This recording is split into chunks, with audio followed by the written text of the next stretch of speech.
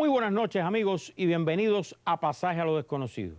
Tal y como prometimos la semana anterior, regresamos hoy, gracias a la gentileza de nuestro querido amigo el doctor Ricardo González, a continuar profundizando y analizando este complejo tema de la marihuana y las drogas en general, porque hay conexiones. Así que lo prometido es deuda, y antes de empezar, un recordatorio de qué vimos la semana anterior.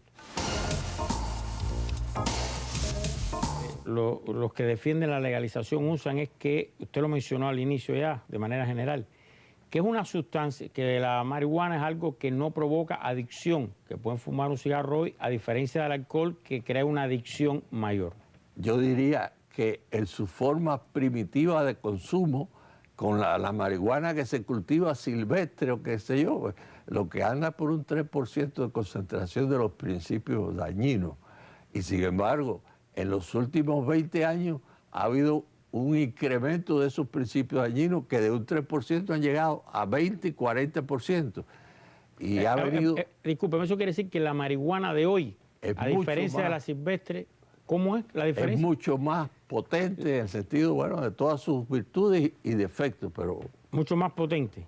Pero esa ya ha sido trabajada por el humano, ya tiene otros componentes. Tiene cruces de tipo botánico y tiene variantes que ya son sin semilla, le dicen también marihuana hembra. Y después vienen las modificaciones tecnológicas de tipo sintética, las marihuanas sintéticas. Pero a mí me queda una duda. La marihuana es cierto que se da de manera silvestre, sola.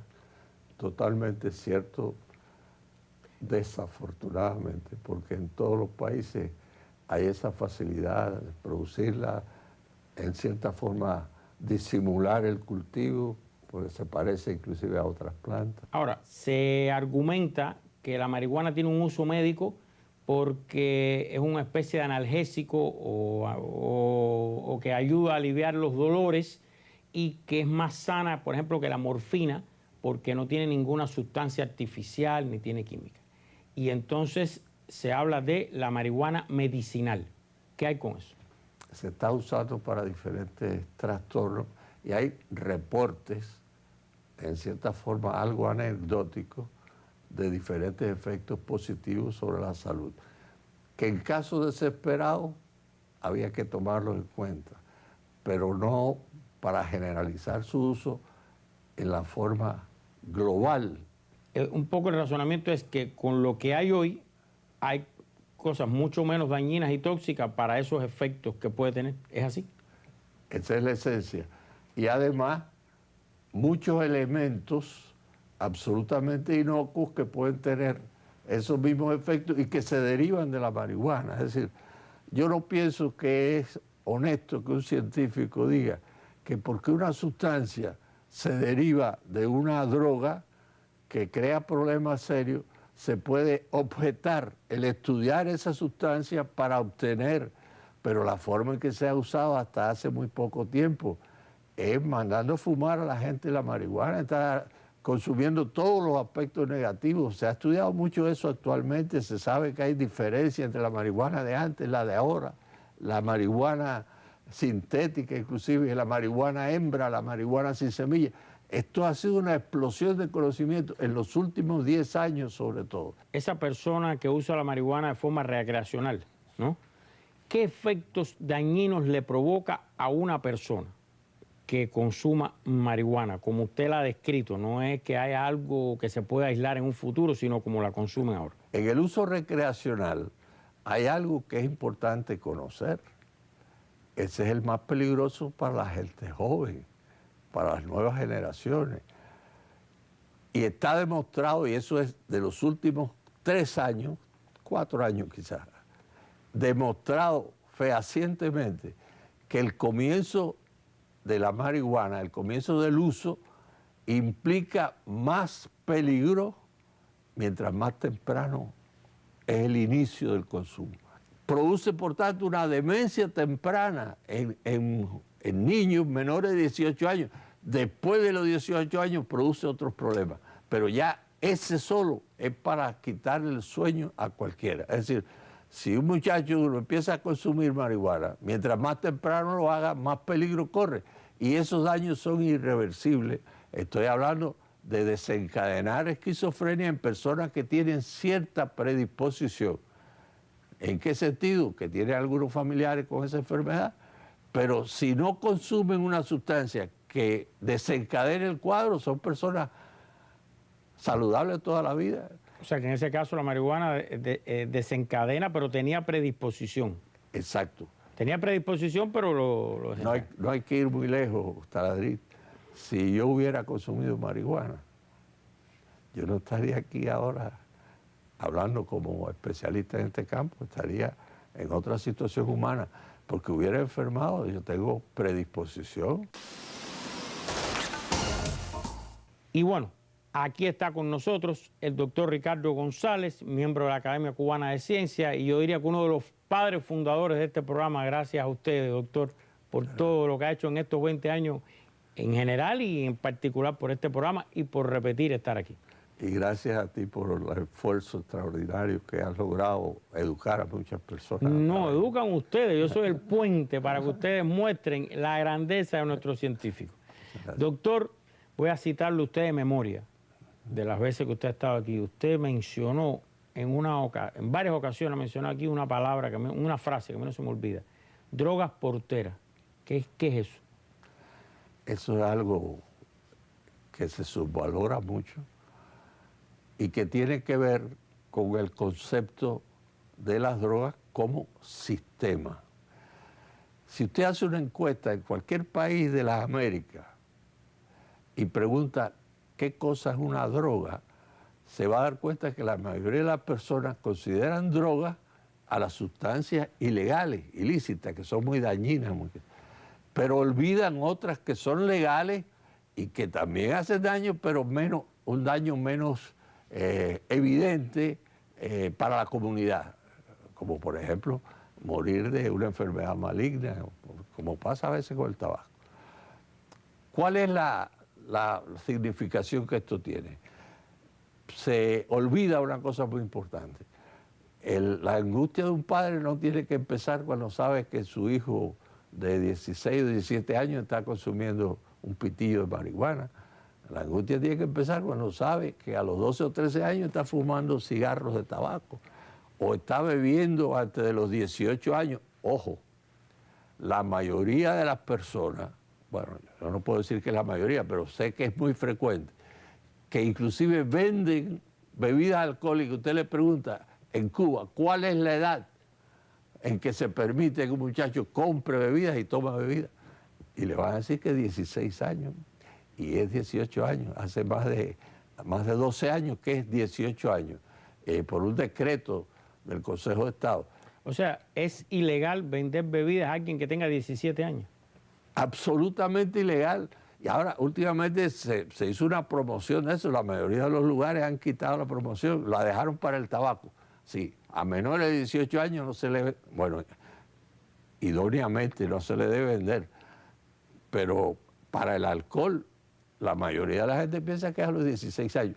En realidad hubo una etapa en que era 16 años, pero hace más de 12 años que se pasó a los 18 por las razones mismas que en todos los países del mundo han ido disminuyendo la tolerancia de las pruebas de alcoholemia por puntaje de la vena o por aliento. Antes se llegaba hasta 80 miligramos por 100 cc de sangre, ya anda en 50. En muchos países está en 30 y en muchos países se ha optado por no permitir ningún nivel alcohólico en sangre. El término portera, ¿por qué? El término portera se fundamenta precisamente en el concepto sistémico. Las drogas son un sistema de sustancias, no como a veces uno piensa que son las más peligrosas o las ilegales. Hay drogas legales, hay drogas de prescripción médica que a veces son la puerta de inicio de los consumos en muchachos jóvenes, y hay drogas ilegales.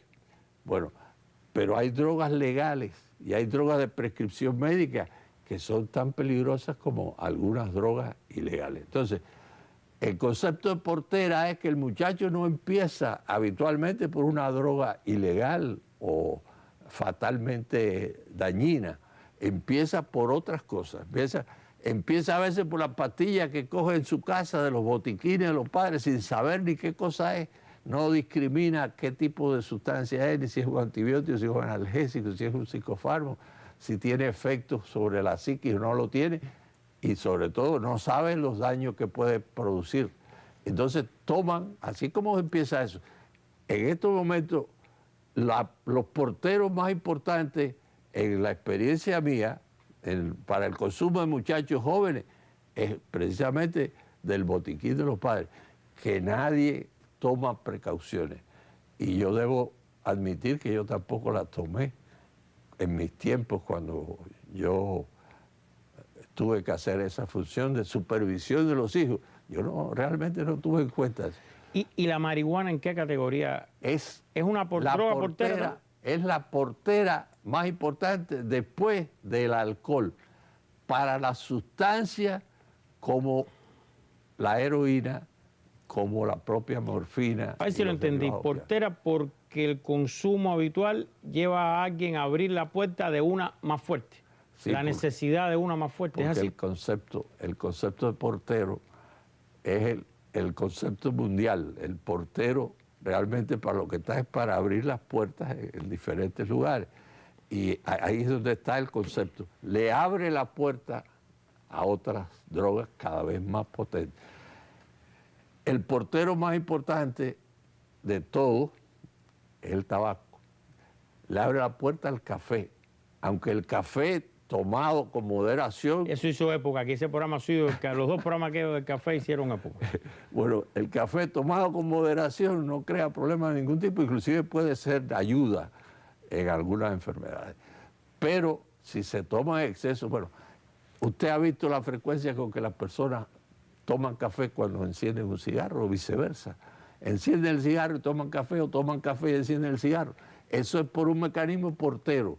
Se va avanzando en ese camino y después generalmente por esa vía se llega a la cocaína. Si hiciéramos una especie de cadena portera, vamos a decir así, usted Ajá. que pusiera tabaco, café, alcohol, marihuana, cocaína, ¿pudiera ser así? En ese orden ascendente, vamos a decir así, o descendente, vamos a ponerlo... En la práctica, lo que uno ha visto en nuestra región, porque afortunadamente la experiencia mía está en haber atendido personas de otros países durante un tiempo, que trabajamos en el hospital psiquiátrico en ese campo. Ahora somos asesores del servicio de allí, sigo siendo un trabajador del hospital psiquiátrico de La Habana. Entonces, es habitual. Se comienza por las sustancias más accesibles, menos controladas, menos supervisadas y más toleradas por la comunidad. Bueno, ahí empieza el buchito de café de la abuelita. Bueno, usted no sabe si el niñito va a ser un bebedor normal de café que no le crea problema ninguno o se va a padecer un cafeinismo. Pero yo iba a decirle eso, hay mucha gente que toma mucho café y nunca pasó a otra droga, ¿no? A otra droga no, nunca pasó a una droga prohibida.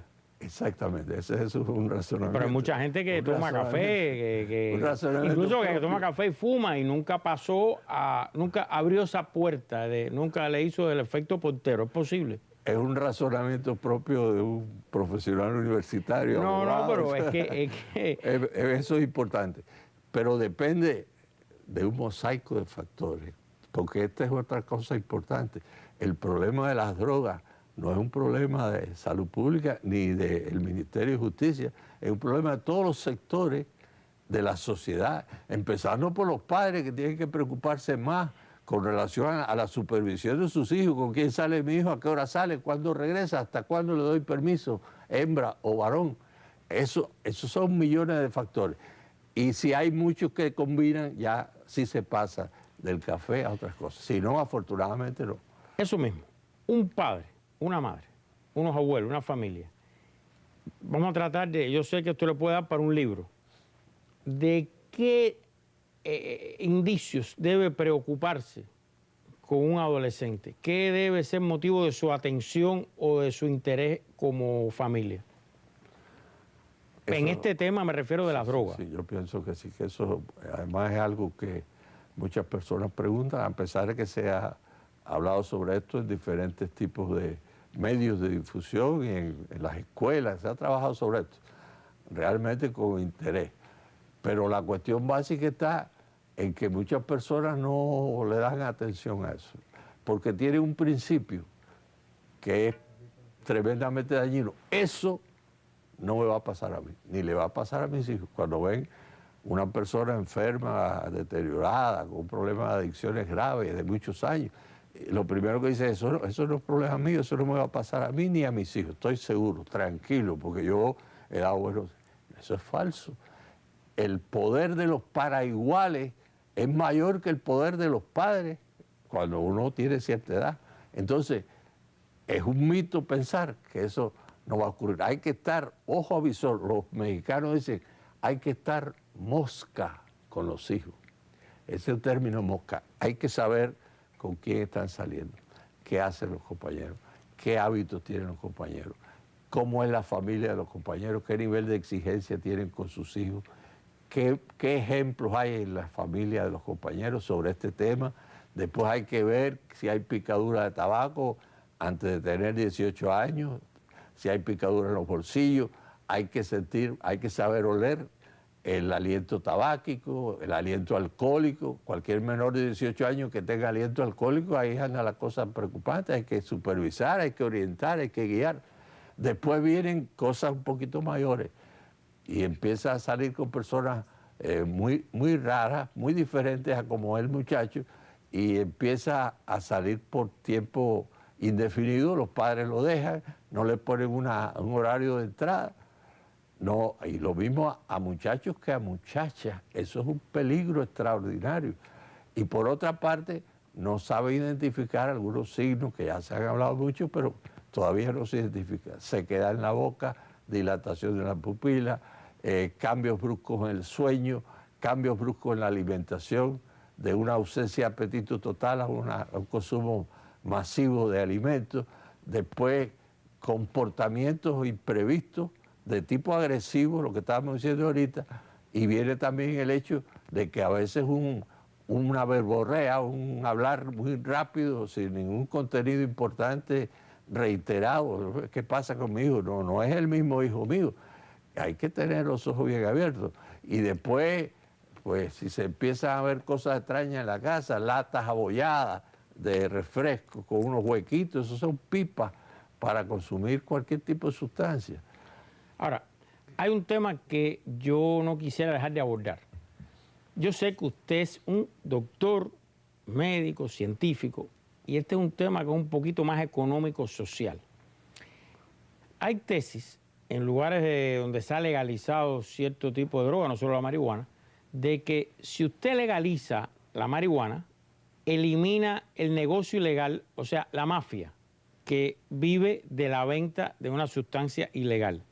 Se legaliza y al ser legal desaparece la mafia que vive de eso. ¿Qué usted cree de eso? Mira, Talari, yo pienso que eso es una apreciación ingenua del problema, propio de las personas que no trabajan directamente con los enfermos y con sus familias. Y ellos creen, en esencia, que la criminalidad mafiosa y toda la repercusión macroeconómica que tienen las drogas, que es importante, es más significativa que la criminalidad que producen las drogas sobre el sujeto normal, pero cuando su cerebro no está funcionando como debe funcionar. Si usted tiene una sustancia que le bloquea su cerebro frontal, que es el cerebro humano, le está bloqueando los principios, los valores, los intereses normales de los seres humanos, la vocación por el trabajo, por servir a otras personas, por tener una conducta honesta. Está bloqueando todo lo bueno y está dejando libre el cerebro animal, que ahí es donde vienen las tragedias. Eso es lo que pasa cada vez que uno consume una droga que modifica la conducta. Cuando se consumen otras drogas que no modifican la conducta, como el tabaco, no ocurre eso. Pero determina 6 millones de muertes anuales en el mundo entero. Es decir, hay un balance. Bueno, no modifica el comportamiento, pero puede producir muchas muertes por daños corporales. Ahora, un punto que yo quería señalar brevemente. A mí me ha planteado mucha gente, bueno, pero el tabaco mata a muchas más personas que las otras drogas. Sí, es verdad.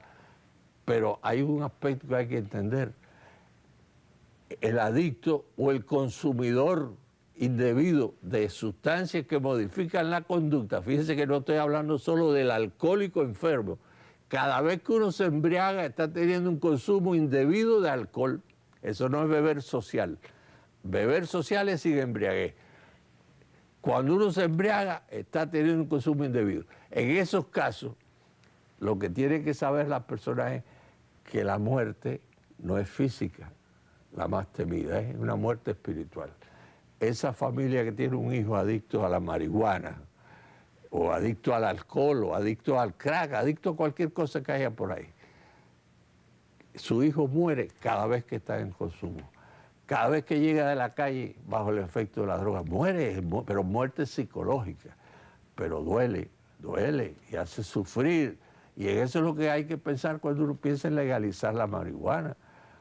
Ahora, en esta misma tesis de eliminar el negocio, se han hecho experimentos en algún otro país europeo de poner cuotas.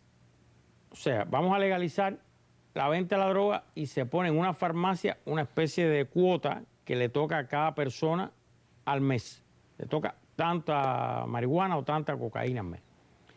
Y eso se basa en, en que con esa cuota no se traspasa la barrera del desorden, de perder el control, etc. ¿Qué usted cree de estas cuotas mensuales reguladas en una farmacia? Te voy a contestar brevemente con algo que creo que es contundente. Para garantizar eso, que se hiciera así, hacían falta más policía, más jueces, más cárceles que las que existen en el mundo en estos momentos. Parece, lo está hablando alguien que sabe qué pasa cuando alguien se hace adicto.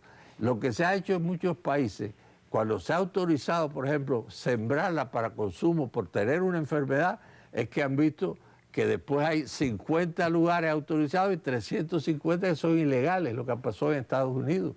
Y ha pasado en otros países también. Es que esto, si la persona tiene acceso a la droga, más acceso, hay más consumo. Y hay un elemento clave. Se compara por ahí que la ley seca, por ahí es por donde sale esta idea, la ley seca del alcohol fue prohibir una sustancia que era legal hasta el año 1922, prohibirla, pasar de legal a ilegal. Entonces empezó la mafia a vender alcohol porque la gente bebía alcohol normalmente. En este caso lo que estamos hablando es de pasar una sustancia ilegal a legal, aunque sea con regulación médica. Eso es una medida lógica buena, pero no es efectiva, porque cada vez que una droga se hace más accesible, cuando no hay la crítica familiar comunitaria, como era antes de la revolución, decir marihuanero, hay que ver lo que era aquello. Claro, había marihuanero hasta para la cintura, pero es que las cosas han cambiado mundialmente. Y entonces el resultado final es que cualquier sustancia de esta la sustituyen por otras los traficantes. Y lo que hay que hacer es trabajar sobre todos los sectores que pueden ayudar a que un joven tenga la capacidad de decir no, porque ha sido enseñado que no, pero a veces no lo logramos en la propia familia. Y no es porque sea un mal hogar o haya defectos graves, no, es porque a veces no le damos importancia al problema, lo subvaloramos y la cosa empieza a preocupar. Esta es una pregunta final que usted me puede decir que sobra, ¿no? Que puede decir que sobra. Pero después de oír todos estos argumentos, su posición con respecto a la legalización de la marihuana medicinal, recreacional o la de las cuotas. Bueno, el gran problema de esto está en que las personas que propugnan la legalización, la inmensa mayoría son gente de calidad humana. Ese es el gran problema. Por eso es que eso está, en cierta forma, ganando terreno en algunos países. Pero no conoce la esencia del problema. Entonces, cuando se dice algo como que, bueno, el cáncer terminal, si usted está tomando citostático y no puede controlar los vómitos, qué sé yo, bueno, es humanamente comprensible, lo digo yo, la familia recurre hasta un clavo ardiendo en una situación como esa, pero no es el ejemplo para decir, vamos a usar la marihuana para tratar los dolores, para tratar el glaucoma, para tratar las cosas que se han tratado. Hay que estudiarlas, eso sí. Por lo tanto, yo creo que en la práctica se va a demostrar que es un error. Ya hay algunos estados que han hecho comparaciones con otros, en los propios Estados Unidos. Ha incrementado el consumo, porque lo que incrementa el consumo no es el hecho de que la sustancia sea legal o ilegal. El consumo se incrementa cuando es más accesible la sustancia. Y lo que pasó en Inglaterra en 1700, eso fue muy típico. La epidemia de la ginebra, el precio de la ginebra en Londres bajó de, digamos, 10 libras a 1 libra el litro. Y el consumo subió 10 veces el que había antes y se armó, bueno, una crisis brutal, social, por la gente embriagada por donde quiera, aquello era tremendo. ¿Por qué? Porque se hizo más accesible. Cuando usted legalice una droga, lo primero que hace es que se pone barata. Segundo, aunque usted ponga regulaciones, van a ser violadas las regulaciones. Tercero, va a desaparecer el control consciente de los padres, los argumentos de los padres para decir, mira, eso es peligroso, eso no lo puedes consumir, todo eso se queda en banda. Los muchachos, entonces, el muchacho no, y la gente de cualquier edad empieza a argumentar sobre eso. En mi criterio, va a haber que dar una marcha atrás. El otro argumento de peso es que hay que disminuir la población carcelaria. Bueno, eso hay que oírlo también. Bueno, pero hay mecanismos, hay sanciones que no implican la cárcel y que son reeducativas y que la persona tiene que seguir un programa para que conozcan lo que está metido. Eso hay que lograrlo. En cierta forma, se está logrando en nuestro propio país hace algún tiempo. No hay por qué meter a un consumidor que no expende, que no vende, que no trafica, porque esa es una víctima del narcotráfico. Entonces, hay que darle un tratamiento judicial diferente y eso se está haciendo hace años en nuestro medio y en otros países. Sanciones alternativas que no son carcelarias y que resuelven siempre que se apoyen también en un seguimiento médico para enseñarle. Martí decía, conocerás al mundo antes de darte a él. Este es el gran problema de la droga en todos los países del mundo. Los muchachos se meten en esto sin saber en qué se están metiendo. Y los padres a veces no tienen todo el conocimiento de estos problemas. Doctor, usted ya estuvo la semana pasada y recuerda que tenemos aquí nuestra sección 20 años. Hace 20 años empezamos esta odisea, esta aventura, yo diría el conocimiento, vamos a llamarla así. Y alguien muy querida por mí, porque es una persona a quien yo realmente admiro y quiero mucho, y que me habla muchísimo del programa, y que es una gente muy inteligente, y que tiene una tremenda obra, Irene Rodríguez, su compañía de ballet español, de ballet general, una gran persona, un gran ser humano. Estábamos en un lugar, me dijo, yo quiero opinar, yo no sabía lo que iba a decir, pero ahí está la gran Irene. Que 20 años no es nada, que febril la mirada, errante en la sombra te busca y te nombra. Solamente para Gardel, 20 años no son nada. 20 años en un programa televisivo, manteniendo el ranking que tiene, manteniendo la audiencia, pero principalmente el cariño que tiene Pasaje a lo Desconocido es muchísimo. Siempre he pensado que las instituciones se parecen a sus directivos. Y Pasaje a lo Desconocido es exactamente Taladir. Es ese investigador incansable, es esa persona carismática que con un vocabulario popular, con un vocabulario sencillo, nos hace llegar muchísima información, nos abre ventanas al conocimiento y nos engancha cada domingo en su programa. Fiel admiradora de Taladir, fiel seguidora de Pasaje a lo Desconocido, felicidades. 20 más y muchísimos más. Pasaje a lo Desconocido. Muchísimas gracias a esa maravillosa bailarina y directora Irene por esto que ha dicho, de verdad. Muy agradecido. Otra forma, doctor, el ballet de no sé si la palabra es correcta, canalizar energía, estimular el cuerpo, no sé. Magnífico, sublimar muchas aspiraciones humanas a través del arte. Bueno, muchas gracias, Irene, de nuevo. Y ahora, doctor, sí, se nos acaba el tiempo. Yo le quiero dar, de verdad, gracias especiales por estos dos programas. Creo que ha dado una cantidad de información concreta, objetiva y muy directa de este tema. Creo que da para mucho más. Por eso tenemos el programa de radio también, entre otras razones. Así que lo estoy invitando a que esté usted y ustedes, amigos televidentes, el sábado en Radio Rebelde. Sábado 12 y 15 del mediodía, 12 y 15 p.m. En Radio Rebelde va a estar el doctor Ricardo González. 2 teléfonos, líneas abiertas en vivo. Usted puede llamar, preguntar, todo lo que quiera. Si hay deportes, por las 2 frecuencias, AM y FM. Si no hay deportes, solamente por FM. Pero ahí va a estar el doctor. Gracias por anticipada, por participar también en el programa de radio, doctor. Y si usted no pudo verlo y tiene cómo hacerlo, si tiene algún amigo que no vive en Cuba y quiere recomendárselo y lo pueda ver, tenemos nuestro canal YouTube. Ahí lo están viendo en pantalla, nuestro canal de YouTube.